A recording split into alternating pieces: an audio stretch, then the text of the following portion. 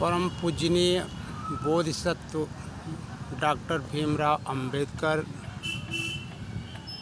के जन्म दिवस 14 अप्रैल 2024 के इस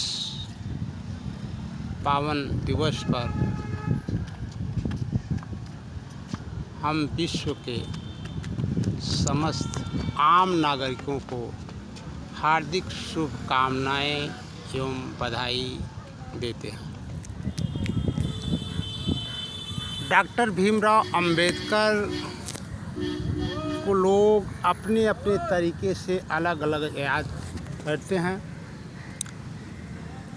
हम लोग भी अपना एक अलग तरीका चुन लिया हूँ। शाम का वक्त है, सूरज लगभग ढल चुका है और हम लोग नदी के किनारे बैठे हैं। यह उत्तर प्रदेश प्रयागराज के अरैल घाट का किनारा है। सुखद हवाएं चल रही हैं।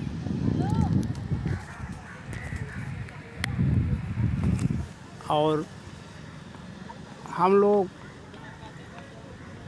यहाँ घूमने आए हैं तो सोचा गया क्यों न डॉक्टर भीमराव अंबेडकर के बारे में कुछ यादें सजोई जाए। 14 अप्रैल 1891 मध्य प्रदेश के मऊ में जन्मे डॉक्टर भीमराव अंबेडकर के पिता सेना के सूबेदार पद पर थे। चूँकि डॉक्टर भीमराव अंबेडकर जिस जाति से आते थे उस जाति को परंपरा के मुताबिक शिक्षा पाने का या अन्य सम्मान पाने का अधिकार नहीं था। बाबा साहब भीमराव अंबेडकर को प्रारंभिक अवस्था से लेकर जीवन की ऊंचाइयों तक पहुंचने में जिन संघर्षों का सामना करना पड़ा वह वास्तव में बहुत कठिन था। बड़े संघर्ष के बाद भारत को एक लोकतंत्रात्मक संविधान दिया जो इस समय लागू है। उनके जीवन की कुछ घटनाएं हैं, हम चर्चा करेंगे। एक तो उनके जीवन का सबसे बड़ा दर्द था जिसे हम कहा जाता है नो प्यून नो वाटर, यानी जहाँ पढ़ते थे वहाँ पर उनको पानी पिलाने के लिए एक अलग चपरासी रखा जाता था। अगर किसी कारण से वह चपरासी नहीं आया, बीमार हो गया, छुट्टी हो गया, तो उस दिन भीमराव अंबेडकर को पानी के बगैर रहना पड़ता था। बात इतनी भर हो तो चल जाएगी। पानी के बगैर रहने का साथ साथ उनके साथ में पढ़ने वाले सारे लोग, जब कल्पना कीजिए कि अगर आपके साथी जो पढ़ रहे हैं उनको पानी उपलब्ध है और आपको एक जाति विशेष के आधार पर पानी पीने से वंचित किया जाए तो आप कैसा महसूस करेंगे। यह डॉक्टर भीमराव अंबेडकर के जीवन की सबसे दुखद पहलू था, जिसका वर्णन उन्होंने अपनी किताब वेटिंग फॉर वीज़ा में किया है। उन्होंने अपनी किताब हुए सुधराज में लिखते हैं कि भारत में जातियों के कारण ही विषमता बनी हुई है। जब तक जातियां खत्म नहीं होगी विषमता भी खत्म नहीं होगी। और हिंदू धर्म ऐसा धर्म है जो असमानता के स्तंभ पर खड़ा है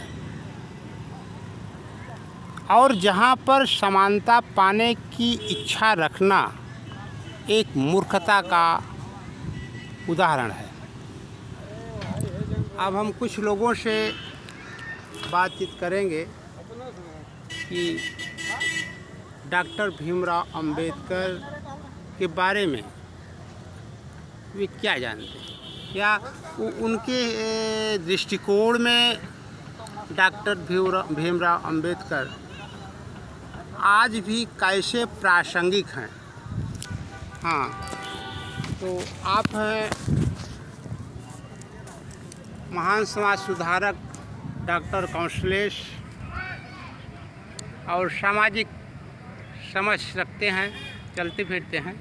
तो आप ये बताएं कि डॉक्टर भीमराव अंबेडकर आज भी प्रासंगिक हैं आपके दृष्टिकोण में, ऐसा क्यों?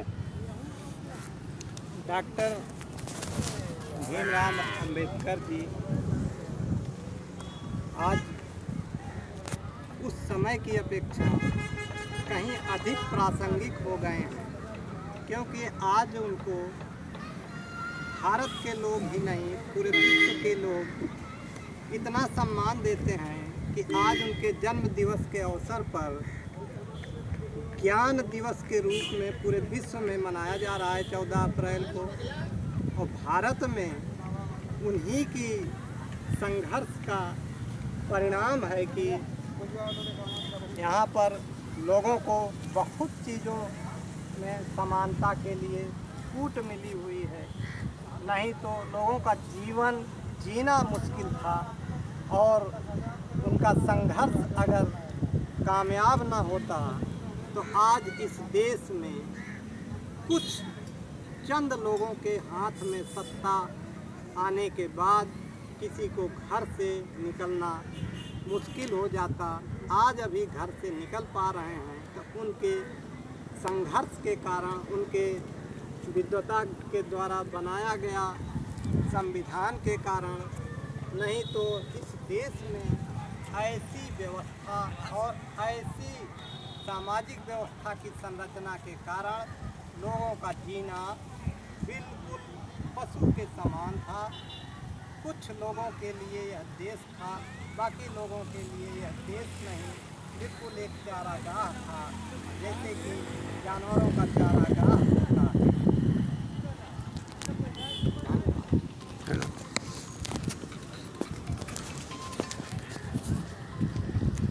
इसके अलावा डॉक्टर भीमराव अंबेडकर का जो महत्व है, अर्थशास्त्र में भी एक महत्वपूर्ण भूमिका अदा किया। उनकी महत्वपूर्ण पुस्तक the problem of rupees and it's solution में जो बातें उन्होंने बताई हैं,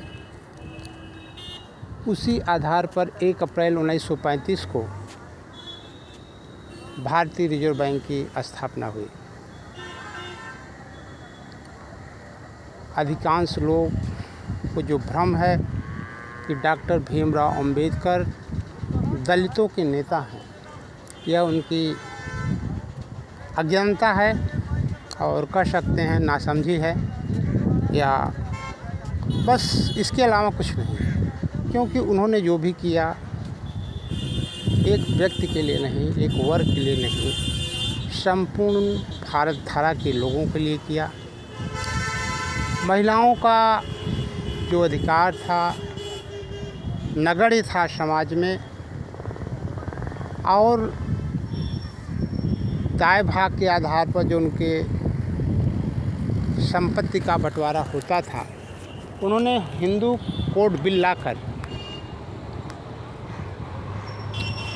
उनके पैतृक संपत्ति, विवाह के अधिकार और बहुत सारे अधिकार दिया, जिससे वे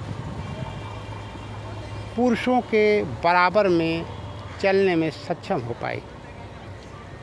डॉक्टर भीमराव अंबेडकर